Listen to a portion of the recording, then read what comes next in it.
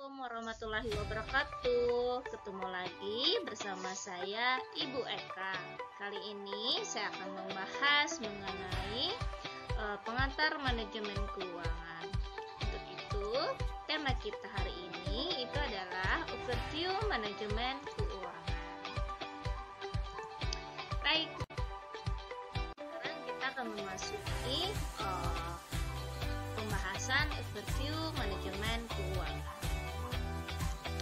Manajemen keuangan itu memiliki beberapa fungsi dan dikelompokkan dalam 4 fungsi, yaitu yang pertama itu adalah fungsi pemasaran. Kemudian yang kedua itu adalah fungsi produksi.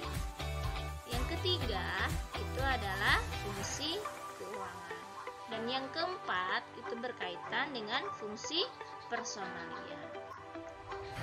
Dari keempat fungsi ini tentunya ada atau bisa dipecahkan ke dalam beberapa hal. Jadi, yang pertama itu bisa saja berkenaan dengan planning, yaitu adalah sebuah perencanaan. Kemudian yang kedua itu adalah berkenaan dengan organisasi. Yang ketiga itu berkenaan dengan staffing. Yang keempat berkenaan dengan pelaksanaan. Dan yang kelima itu adalah berkenaan dengan pengendalian. Di dalam manajemen keuangan yang demikian, kita bisa mengartikan bahwa kegiatan perencanaan, kemudian organisasi, staffing, pelaksanaan, pengendalian itu adalah fungsi dari manajemen keuangan. Jadi kita akan membahas kembali model neraca keuangan untuk memahami manajemen keuangan. Model neraca itu bisa dipakai untuk menjelaskan tugas manajer keuangan secara lebih spesifik. Neraca keuangan suatu perusahaan terdiri dari dua sisi, yaitu sisi kiri yang meringkaskan aset yang dimiliki, kemudian aset sisi kanan meringkaskan sumber dana yang dipakai untuk membiayai sisi kiri perusahaan tersebut.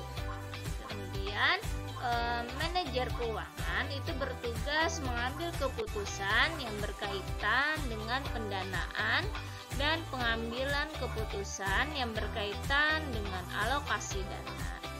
Untuk menandai pembelian aset, di samping itu, manajer keuangan itu juga mengambil keputusan yang berkaitan dengan pengelolaan keuangan jangka pendek atau yang biasa disebut dengan liquidity.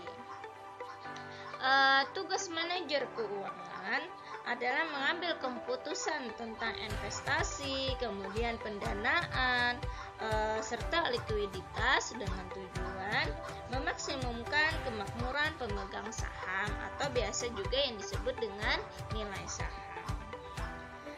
Nampak bahwa jika kita lihat pada model neraca keuangan, tentunya pada sisi kiri neraca perusahaan menjadi tugas manajer keuangan. Dalam hal ini, itu menanamkan dana pada aset perusahaan yang melakukan investasi. Ada dua tipe aset ya. Yang pertama, aset atau aktiva jangka pendek dan aktiva jangka panjang. Untuk aset jangka pendek itu biasanya didefinisikan sebagai aset dengan jangka waktu kurang dari 1 tahun atau kurang dari 1 siklus bisnis. Sedangkan aset jangka panjang itu didefinisikan sebagai aset dengan jangka waktu lebih dari 1 tahun. Bisa saja kita beri contoh, misalkan adalah berkenaan dengan piutang dagang ya. Jadi di dalam piutang dagang itu biasanya dikategorikan sebagai aset jangka pendek. Karena pembeli itu diharapkan akan melunasi utangnya dalam jangka waktu kurang dari 1 tahun.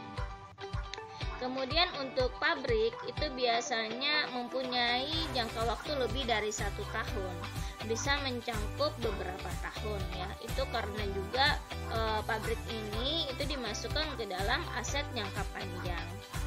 Kemudian tujuan keputusan investasi itu adalah memperoleh tingkat keuntungan yang tinggi dengan tingkat risiko yang tertentu ya.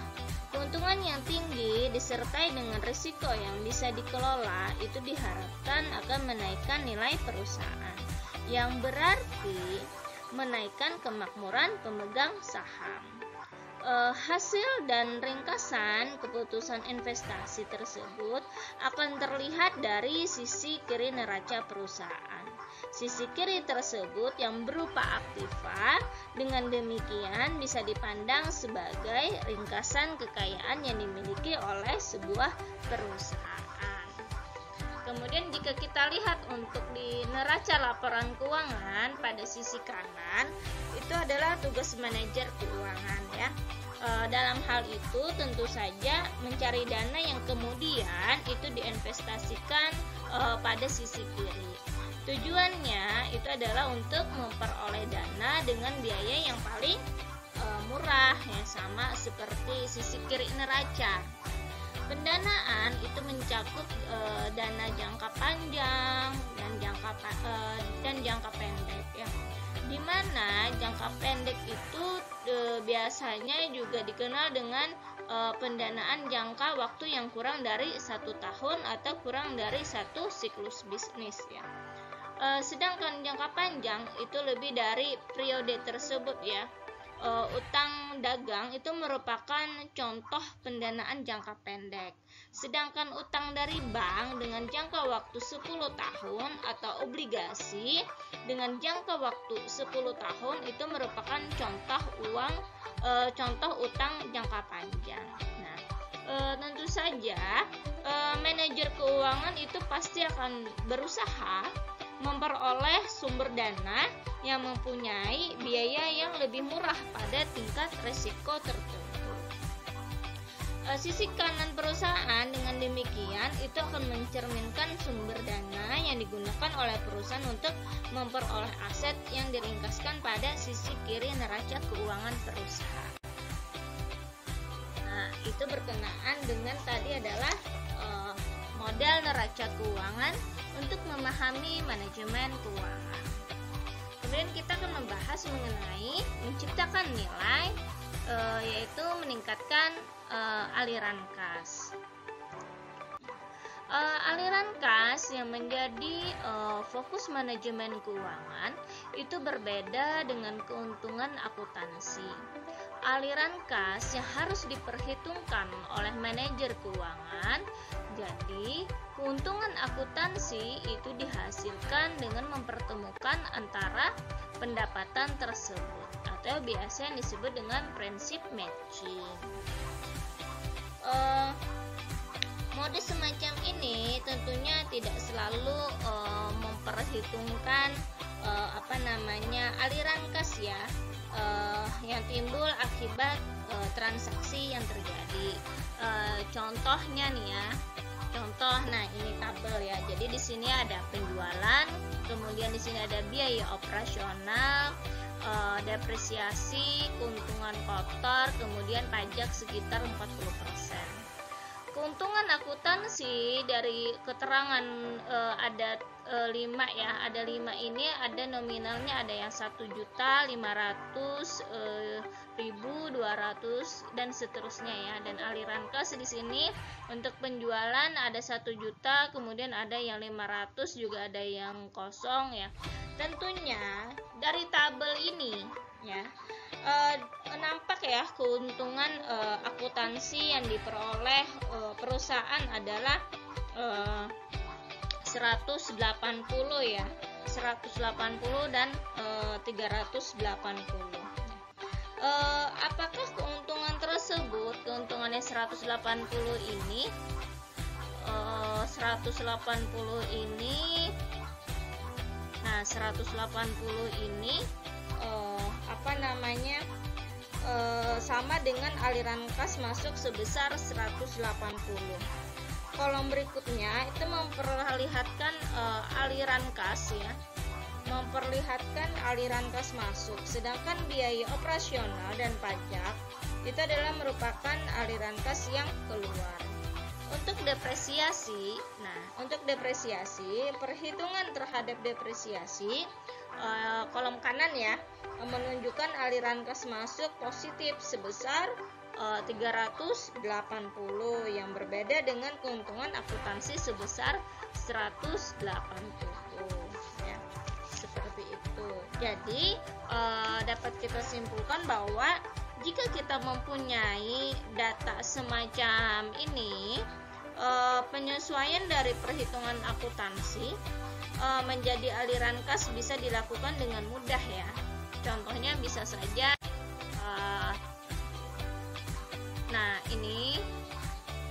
bisa saja aliran kas itu jika kita mencarinya berarti keuntungan bersih akuntansi ditambah depresiasi, yang mana berarti aliran kas tadi itu adalah 180.000 ditambah 200.000, maka akan menghasilkan 380.000 ya.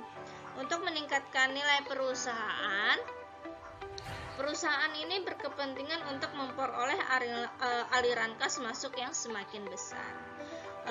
Di samping dimensi jumlah aliran kas ya, manajer keuangan itu tentunya perlu memperhatikan dimensi aliran kas yang lain ya, yaitu adalah mengenai timing dan risiko. Dimensi timing menunjukkan bahwa aliran kas yang diterima saat ini itu mempunyai nilai yang lebih tinggi dibandingkan nilai aliran kas yang diterima pada periode mendatang. Kemudian kita membahas tentang manajer dan pasar keuangan. Manajer keuangan akan berhubungan dengan pasar keuangan. Di sini dikatakan bahwa ada 4 tahapan yang menghubungkan manajer dengan pasar keuangan. Kita lihat ya. Nah, yang pertama ternyata manajer keuangan itu mencari dana dari pasar keuangan dengan jalan menerbitkan sekuritas atau memperoleh pinjaman dari lembaga keuangan. Pada dasarnya ada 2 jenis sekuritas atau instrumen dasar ya. Yang pertama saham dan utang. Saham itu merupakan bentuk kepemilikan, sedangkan utang itu merupakan sebuah pinjaman.